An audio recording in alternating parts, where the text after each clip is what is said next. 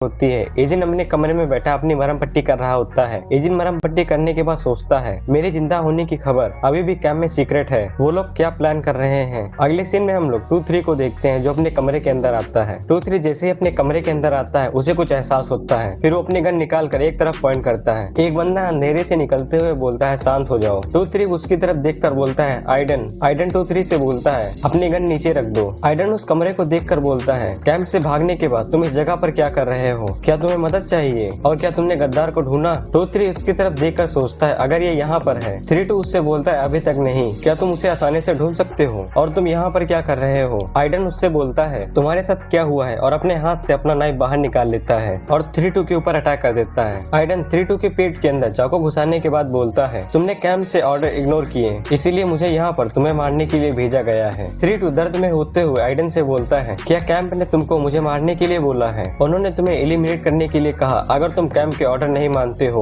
और वापस नहीं चलते हो। लेकिन फिर आइडन अपना नाइफ उसके पेट से बाहर खींचता है और उसके ऊपर दोबारा अटैक करता है। लेकिन 3-2 साइड होकर उससे बच जाता है, लेकिन उसके पैर पर एक कट लग जाता है और 3-2 दूर जाकर गिरता है। आइडन हंसते हुए उससे बोलता है, तुमने थोड़ा अच्छा रिएक्शन दिया। 3-2 अपने जख्म पर हाथ रखता है और उससे बोलता है, तुम क्या करने की कोशिश कर रहे हो। आइडन 3-2 से बोलता है, मैं तुम्हें मारना चाहता हूँ जबकि मेरे पास मौका है। मैंने तुम्हें जिंदा सिर्फ इसलिए छोड़ा क्योंकि 06 के साथ डील करना मुश्किल था, लेकिन मैं तुम्हें हमेशा से मारना चाहता था अगर मेरे पास चांस है तो। 3-2 हंसते हुए आइडन से बोलता है, क्या ये सब कहने से तुम्हारी तब फटती थी जब 06 आसपास होता था। तुम्हारे एक प्रॉपर बैटल से फटती थी, इसीलिए तुमने मुझ पर घात लगाकर हमला किया। 3-2 की ये बातें सुनकर आइडन बहुत ज्यादा गुस्सा हो जाता है और उसके ऊपर अटैक करता है। लेकिन 3-2 उसके अटैक से डॉज करता है और उसके चेहरे के ऊपर एक स्लैश लगाता है, जिससे आइडन और भी ज्यादा गुस्सा हो जाता है और उसके हाथ पर अपने दूसरे हाथ से मारकर नाइफ छुड़ा देता है और उसकी गर्दन पकड़कर उसे दूर पीछे फेंक देता है। आइडन 3-2 की गन उठाते हुए बोलता है, तुम एरोगेंट चुभन हो और तुम्हारे बाकी सब भी सेम है। आइडन 3-2 की तरफ गन पॉइंट करते हुए बोलता है, तुम्हें कैंप की तरफ से स्पेशल ट्रीटमेंट मिला क्योंकि कैंप ने तुम्हें बड़ा करते हुए ज्यादा ख्याल रखा। भले ही तू उस तरह के काबिल ना हो, वो यहाँ तक कि खुद की जगह भी नहीं जानते और इस तरह से एक्ट करते हैं जैसे वो खुद के हो, तुझ जैसे। 3-2 हंसते हुए उससे बोलता है, अगर तुझे भी स्पेशल ट्रीटमेंट चाहिए तो तुझे अपनी स्किल्स को बढ़ाना चाहिए था। आइडन उसकी बात सुनकर उसके पैर के ऊपर शूट कर देता है। देखने से ऐसा लगता है तू मुझे गुस्सा दिलाने की कोशिश कर रहा है, और हंसते हुए 3-2 से बोलता है, इसका कोई फायदा नहीं, तू क्या कहता है, तू बस मरने जा रहा है। तभी 3-2 आइडन के ऊपर अपनी नाइफ फेंकता है, लेकिन आइडन साइड होकर उसकी नाइफ से बच जाता है और 3-2 इसी बात का फायदा उठाते हुए वहाँ से निकल जाता है। आइडन उसके ऊपर शूट करता है, लेकिन 3-2 नीचे झुककर उसकी गोलियों से बच जाता है। आइडन दरवाजे से बाहर आता है तो फर्श पर 3-2 के खून के निशान होते हैं। आइडन उनका पीछा करते हुए बोलता है, चलो हम दोनों के लिए ज्यादा मुसीबत नहीं खड़ी करते हैं, तुम इस तरह की बॉडी के साथ कहीं नहीं भाग सकते। आइडन अपने आगे देखता है तो आगे जाकर खून के निशान एक कमरे की तरफ मुड़े होते हैं। आइडन उन निशानों का पीछा करते हुए बोलता है, अगर तुमने मुझे गुस्सा नहीं दिलाया तो मैं तुम्हें बड़ी शांति से मारूंगा। आइडन ये बोल ही रहा होता है कि कोई उसका हाथ पकड़ लेता है और उसके मुंह पर एक जोरदार घूंसा मारता है। आइडन अपनी गन बाहर निकालता है तो वो बंदा आइडन की गन से उसकी मैगजीन धीरे से निकाल लेता है और उसकी ठुड्डी के ऊपर अटैक करता है। आइडन गुस्से से उसके ऊपर अटैक करता है तो वो बंदा हल्का सा पीछे हट जाता है और अटैक को डॉज कर लेता है। आइडन जब अपने सामने देखता है तो उसके सामने एजिन खड़ा होता है और एजिन ने उसके ऊपर अटैक किया होता है। आइडन एजिन को देखकर काफी ज्यादा घबरा जाता है और बोलता है, अब मुझसे ये मत बोलना कि तुम नंबर 1 हो। फिर एजिन फुल स्पीड से आइडन के ऊपर अटैक करने के लिए आगे बढ़ता है। आइडन एजिन के फेस के ऊपर अटैक करता है, लेकिन एजिन साइड होकर उसे डॉज कर लेता है। फिर एजिन उसके बाद आइडन के फेस के ऊपर अटैक करता है और उसके मुंह पर एक जबरदस्त घूंसा मारता है। फिर आइडन एजिन के ऊपर अटैक करता है, लेकिन एजिन उसके पंच को डॉज कर लेता है और एजिन फिर से उसके पेट के ऊपर एक जबरदस्त पंच मारता है। फिर आइडन गुस्सा होकर एजिन के फेस के ऊपर अटैक करता है, लेकिन एजिन उससे पहले उसकी गर्दन पकड़ लेता है और उसके मुंह पर अपना घुटना मारता है और उसकी गर्दन पकड़कर उसे घुमाकर दीवार में उसका सर लड़ा देता है, जिससे आइडन का खेल वहीं खत्म हो जाता है। वहीं पर 3-2 दीवार के सहारे टेक लगाकर बैठा होता है। 3-2 एजिन से बोलता है, तुम्हें इस जगह का पता कैसे चला। एजिन उसकी तरफ खाने का सामान बढ़ाते हुए बोलता है, मेरी छोटी बहन ने कहा तुम्हारे पास कोई पैसे नहीं है। 3-2 उस थैली के अंदर देखता है तो उसके अंदर खाने की सामान होती है। 3-2 उस सामान को देखकर एजिन से बोलता है, तुम बोल रहे हो ये खाना तुम मुझे देने आए थे। एजिन उससे बोलता है, हाँ। 3-2 हंसते हुए एजिन से बोलता है, नंबर 1 तुम इतना ज्यादा कैसे बदल गए, क्या तुम्हारे सर पर कहीं चोट लगी है या फिर कुछ और, या फिर शायद तुम्हारी मेमोरी वापस आ गई है, क्या तुम सच में इसी तरह के थे। अगले सीन में हम लोग SW बिल्डिंग को देखते हैं। एजिन दादाजी के सामने बैठा होता है। दादाजी एजिन से बोलते हैं, जो आदमी तुमने हमें दिया है उसके ऊपर इन्वेस्टिगेशन करने के बाद देखने से ऐसा लगता है वो एक इंटरनेशनल वांटेड मैन है। इस बात का शुक्र है, हमें उसका ख्याल रखने में दिक्कत नहीं होगी जैसा तुम चाहते हो, क्योंकि उसे बहुत सारे देश चाहते हैं। इसीलिए मुझे यकीन है वो इस दुनिया से कहीं दूर अलग सेफ रहेगा। एजिन दादाजी से बोलता है, आपका बहुत बहुत शुक्रिया। दिया। दादाजी एजेंट से बोलते हैं, मैं मान रहा था वो कोई ऐसा है जो तुम्हारे पार्ट से रिलेटेड रखता है। एजेंट दादाजी से बोलता है, डायरेक्टली नहीं लेकिन हाँ। दादाजी एजेंट से बोलते हैं, ठीक है अब मैं और कोई सवाल नहीं पूछूंगा, लेकिन मुझे बता देना अगर तुम्हें और कोई जरूरत हो। एजेंट दादाजी से बोलता है, यस सर, और वहाँ से उठकर उन्हें ग्रीट करके चला जाता है। दादाजी का मैनेजर दादाजी से बोलता है, मैं सोच रहा था क्या चल रहा है जब उसने अचानक से हमसे मदद के लिए पूछा। मैंने कभी नहीं सोचा था वो हमें इस तरह का क्रिमिनल सौंप देगा। और उस सीन पर गन फाइट्स के भी निशान मिले थे। दादाजी अपने मैनेजर की बात सुनकर उसे कोई भी जवाब नहीं देते। अगले सीन में हम लोग एजेंट को देखते हैं। एजेंट SW बिल्डिंग से बाहर चलते हुए इसी बारे में सोच रहा होता है जो उसने 3-2 के साथ बात की होती है। एजेंट 3-2 से बोलता है, थोड़ी देर के लिए इंतजार करो, यहाँ पर एक ऐसी जगह है जहाँ पर तुम आराम से रिलैक्स कर सकते हो और ट्रीटमेंट ले सकते हो। 3-2 एजेंट से बोलता है, ये ठीक है, ये मैं खुद कर लूंगा, मुझे बस ब्लीडिंग को रोकना है और खुद को डिसइंफेक्ट करना है। एजेंट 3-2 से बोलता है, जाओ और प्रॉपर ट्रीटमेंट लो। 3-2 एजेंट से बोलता है, ये बहुत ज्यादा टाइम लेगा ट्रीटमेंट के लिए और इससे कैंप सस्पिशियस हो जाएगा। एजेंट हैरान होकर 3-2 से बोलता है, क्या तुम कैंप वापस जा रहे हो? 3-2 उससे बोलता है, बिल्कुल। एजेंट हैरान होकर उससे बोलता है, क्या कैंप ने तुम्हें एलिमिनेट करने के लिए नहीं बोला है? 3-2 एजेंट से बोलता है, जब मैं इस बारे में सोचता हूँ जो बात मैंने उस बंदे के साथ की थी, सुनने से ऐसा लगता है उसके पास मुझे मारने के लिए कंडीशन थी। उसने ऐसा सिर्फ इसलिए किया क्योंकि उसे